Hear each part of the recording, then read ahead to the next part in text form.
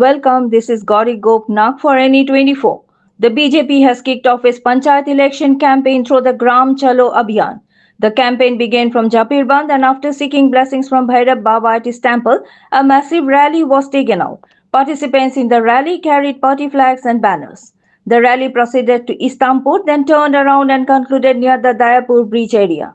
Prominent participants in the rally included MLA Mihir Kanti Som, Biswajit Das, chairman of the BJP's Udharban Assembly Election Management Committee, Zila Parishad candidate Rohit Singh Sunanda Kurmi, elected unopposed as an Anchalik Panchayat member candidate, Mandal President Uma Shankar Bhattacharya, State Committee member Mrinal Bhattacharya, Mandal Vice Presidents Pradyut Chakrabarti and Swarup Datta, along with around 200 other party workers and supporters. After the rally, Election Management Committee Chairman Biswajit Das and candidate Rohit Singh delivered speeches. Report filed from Dayapur by Nihar Kanti Roy.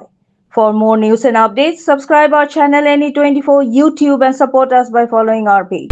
आज ভৈরব বাড়িতে মন্দিরের আশীর্বাদ নিয়ে BJP প্রার্থীরা বেরিয়েছেন প্রচার অভিযানে। সঙ্গে ছিলেন উধারবন্দের করিতকর্মা বিধায়ক মিহির কান্তি সোম। ওনার কাছ থেকে জেনে নেব আজকের এই আগামী দিনের যে এই অভিযান কতটুকু প্রভাব ফেলবে আগামী নির্বাচনে, সেটাই।